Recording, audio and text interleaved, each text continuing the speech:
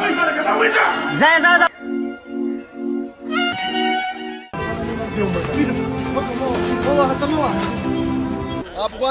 زنده باد. ډېر تر خوشحاله وي ماشاءالله د یو ملک ته موږ ډېر تر خوشحاله اماراتو نه ډېر خوشحاله وي. هغه ورځې چې افغان کډوالو په پاکستان کې تېرې کړي دا د تورخم دروازه ده. هغه لار چې پاکستان ډېری افغان پناه غوښتونکي په جبري ډول بیرته افغانستان ته ستنوي. اسلام آباد د افغانانو په ایستلو کې هیڅ ډول استثنا نه مني. مجيب رحمان چې کلونه یې په پاکستان کې ژوند کړی او میرمن یې هم پاکستانی ده، د پاکستان د زور او ظلم څخه نه دی خوندي پاتې شوی. پاکستاني امنیتي ځواکونو نوموړی په زوره بیرته افغانستان ته شړلی دی. تقریبا موږ پاکستان کې 15 کاله تیر کړل. ما سکول ښځه مې پاکستانی ده. موږ ډېر خفه یو په دې حالات کې. موږ دلته څه نه لرو، نه کورونه شته. 15 کاله هلته موږ نه افغانستان لیدلی او نه هر څه. موږ له به ټایم راکړی، 10 ورځې به ټایم راکړی چې تاسو وځئ، موږ تاسو به داسې نه پرېږدو. بس تاڼو کې واچولو، جیلونو کې واچولو، موږ پرې نه غوښتلو سم حالات کې. افغان پناه غوښتونکي په پاکستان کې هیڅ ډول سکون او آرام نه لري، نه د ورځې او نه د شپې. هره شیبه ممکن امنیتي ځواکونه د افغان مهاجرینو کورونو ته ورننوځي، هغوی ونیسي او له دې هېواده یې وباسي. حتی ښځې او ماشومان هم په همدې ډول تر فشار لاندې دي. عزیز الله د همدې ایستل شوو افغانانو له ډلې څخه یو بل کس دی، داسې سړی چې مېرمنې او اولادونه یې لا هم په پاکستان کې پاتې دي خو خپله شړل شوی. نن 15 ورځې کېږي زه یې نیولی یم په زوره او په زوره زه شړلی یم او خپله زه شړلی یم، خپله نیولی یم، زه یې اړولی یم په افغانستان په خاورې باندې او کډه مې هلته پاته ده.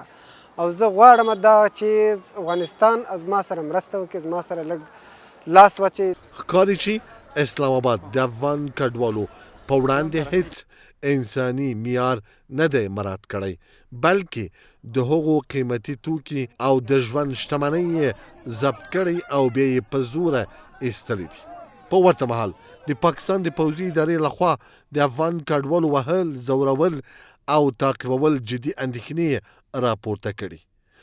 ګڼ افغانان د پاکستان په بندخونو کې په سخت وضعیت کې ساتل کیږي. اینا که نصف شب میامد، هر چیز که دستش میامد، یا پول بود یا موبایل بود یا چیزی بود، همه مامورایش هم میگرفت.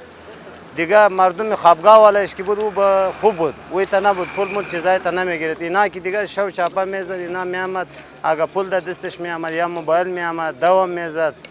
بسیار برخوردار خوب نمیکرد کاری افغانه. په افغانستان کې داخل د کډوالو په کمپونو کې هم ستونزې شته، لکه څنګه چې ملا محمد هاشم میوندوال چې د پاکستان له پوځي رژیم څخه د ایستل شوو کډوالو د کم مسؤل دی، د دغو ستونزو یادونه کوي. او د موسسې چې دی IOM پیسې چې دی هغه یو څه مخکې کمې شوي دي، وایو 40 کورنۍ ته د ورځې دوی پیسې ورکوي. بیا یو بله موسسه ده هغه یو څو ته ورکوي، او یونیسیا چې د کاټو والا ته پیسې ورکوي هغه مخکې ټولو ته ورکوله. اوس دا 2 ورځې کېږي چې دوی وایي زموږ پونډ کم شوی دی، نو د پونډ تر پیدا کېدو پورې دوی وایي موږ به خالي ماضي ثبت کوو، پیسې خو نشته.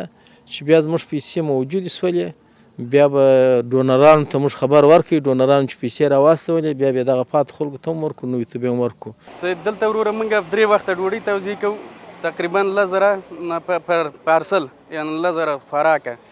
تقریبا د امکاناتو سره اوبه، وریجې او وچه ډوډۍ، او څومره چې پرسونل زیاتېږي موږ نه موږ خوراک تعداد هم ورته زیاتوو.